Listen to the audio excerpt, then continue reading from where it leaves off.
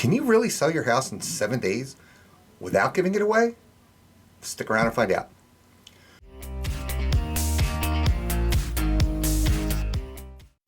Hey, this is Bill Eaves, Associate Broker with RE/MAX in bensalem,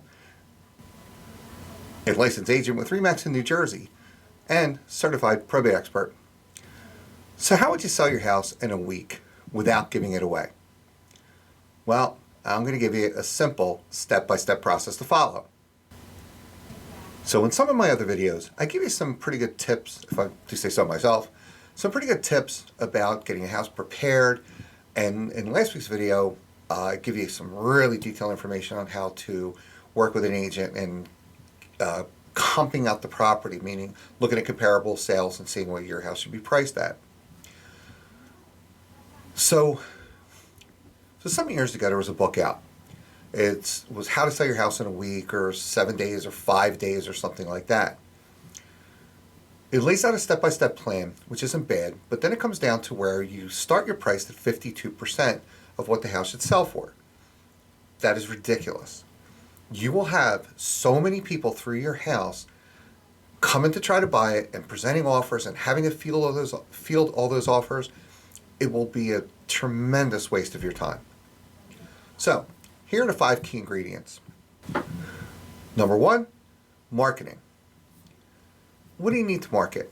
Today, there's so many of us on Facebook, Twitter, LinkedIn, Google groups, things like that, that if you put your house up yourself and ask friends to spread the word, they'll be glad to do it for you. When we do it as an agent, we have to pay for that because people aren't as eager to help us as they are to help you, especially if they know you're going to save some money.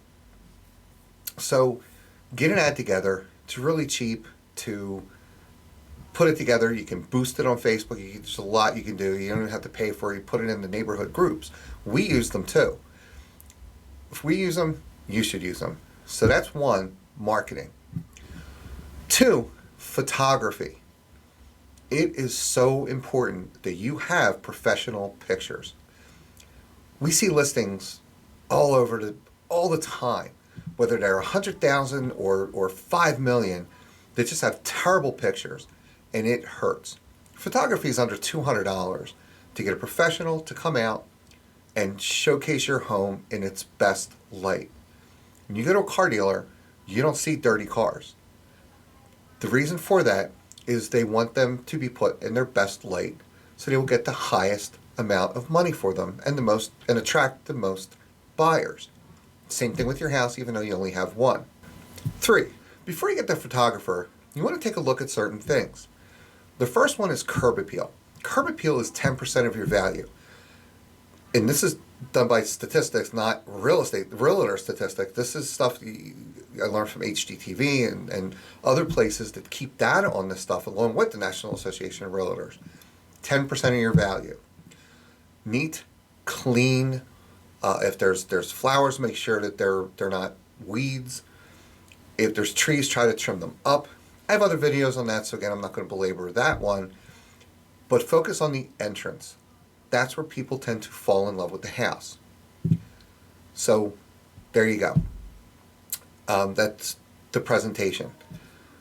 Less is more when it comes to personal pictures, refrigerator magnets, things like that. That's all part of staging.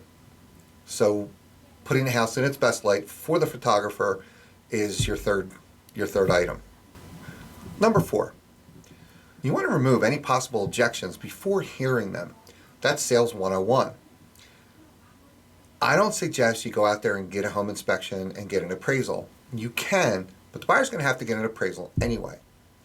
And as far as the home inspection goes, you can certainly get one for your peace of mind so that you know you're delivering a quality house. However, I don't suggest giving that to a buyer, because if they rely on your home inspector, the one that you gave them, and termite inspector, and radon report, and something goes wrong with that, you're going to be on the hook for it. Now, that's a lawyer territory, so I'm going to defer to the attorney. Ask one. I'm sure it'll say the same thing I just told you. However, if they say something different, I would say I'll defer to them, but don't do it. But on that 4th thing, you can get it inspected just so you have everything prepared and repaired prior to a buyer coming out. Most municipalities require certifications. It's not going to hurt getting those certifications because you're going to be responsible for them anyway. Find out from your township what they are. Most of them are heater, chimney. If it's a combustible heater, they're going to want something for the chimney too. A lot of them are requiring something called a sewer lateral, which is a camera scope that goes down into the sewer line to make sure that no roots have crawled in and busted it open and it's working properly. You can get all those things done. So that's number 4. Number 5 is the price. If you want to sell your house for the most amount of money, that requires the most amount of bids. It requires people competing against each other. Now, I've done this in multiple cycles of real estate. Now, in a seller's market, you can look at a list of 20 buyers and not have anything to show them. But you still want multiple offers. So how you get multiple offers is putting those first 4 things into place, and then the 5th thing. You don't want to price your house at 50 or 60% of what it's worth. You don't need to draw that many people through your house. It's a house, it's not a museum. But when you figure out what the top price is, and you can have an appraiser come out and tell you, you can interview 3 agents and see what they all say. Come in a little lower. Not a ton, maybe 5% at the most. Most people tend to go high figuring, well, they're just going to bid us down. No, they're not. If people perceive value, they'll want it, especially in a seller's market. And if this one, let's say your house is priced at $400, or it should be $400, and you're $390, well, this one's to say, well, this is a deal all day long. I'll take it for $395. Next person, well, I have a $400. How about $405? How about $410? $415? I can show you house after house after house, and I'm sure you've heard about it, where people were bid $30,000, $40,000, $50,000, or it's usually in percentages, 5 or 10 or 15, maybe even 20% over what they were asking. Whether it's a multi-million-dollar house or whether it's a $100,000 house, multiple offers leads to a raise in price.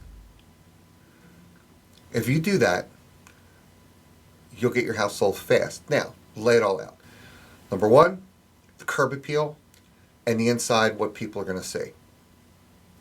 Number 2, get those pictures taken. Get professional pictures.